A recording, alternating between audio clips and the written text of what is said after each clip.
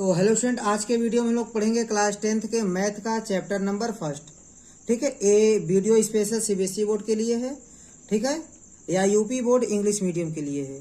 तो पहले चैप्टर का नाम है रियल नंबर्स। ठीक है, तो रियल नंबर में पहले टॉपिक आज हम लोग पढ़ेंगे यूक्लिड्स डिवीजन लेमा। ठीक है, तो स्टूडेंट इसमें जो लिखा गया लेमा, लेमा क्या होता है? लेमा एक स्टेटमेंट होता है जो पहले से ही क्या होता है, प्रूफ होता है।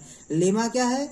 Lemma is a proven statement. ठीक है, used for proving another statement. ठीक है, तो लेमा क्या होता है? पहले से ही प्रूफ स्टेटमेंट होता है। ठीक है, इस स्टेटमेंट का यूज हम लोग किस में करते हैं? किसी एनदर स्टेटमेंट को प्रूफ करने में करते हैं। ठीक है स्टूडेंट, बट हमको यहाँ क्या पढ़ना है? Euclid division lemma. तो हम लोग आज समझेंगे कि यूक्लिड डिवीजन लेमा क्या होता है। ठीक है, तो देखिए यहाँ पर लिखा गया कि for any two given positive integer small a and small b, फिर इसके बाद लिखा है there exist unique whole numbers q and r such that. ठीक है, इसके बाद क्या लिखना मैं आपको बता रहा हूँ। ठीक है, बट इसको कैसे लिखेंगे इसको जानने के लिए आप ध्यान दीजिएगा। मान लीजिए कि देखिए आपके पास दो नंबर्स हैं ए एंड बी। ठीक है, आप क्या करेंगे? बी से ए को डिवाइड करेंगे। ठीक है, जैसे आप किसी नंबर से किसी नंबर को डिवाइड करते हैं तो आपको दो चीज मिलती है, एक कोसेंट मिलता है और एक रिमाइंडर मिलता है। तो सपोज कीजिए कि आप बी से ए को डिवाइड कर रहे हैं। किसको डिवाइड कर रहे हैं?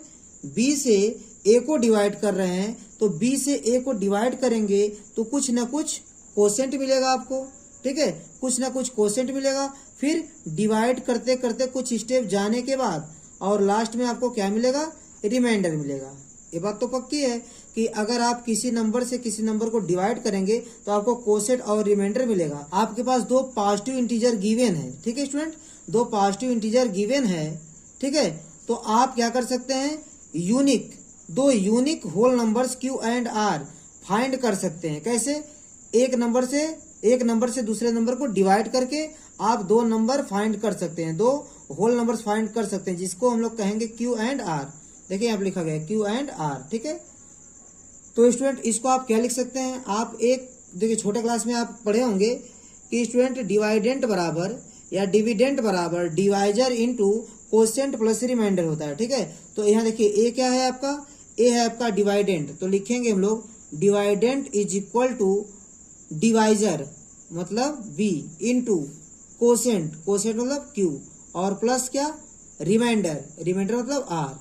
ठीक है स्टूडेंट, लेकिन ध्यान दीजिएगा जिस नंबर से आप डिवाइड कर रहे हैं, ठीक है, और लास्ट में आपको जो रिमाइंडर मिलेगा, ठीक है, रिमाइंडर हमेशा क्या होता है? जिस नंबर से आप डिवाइड करते हैं उससे लेस होता है। ठीक है, तो स्टूडेंट ये जो रिमाइंडर होगा, ठीक है, रिमाइंडर जो होगा वो हमेशा क्या होगा? जिस नंबर से आप डिवाइड कर रहे हैं उससे क्या होगा? लेस होगा।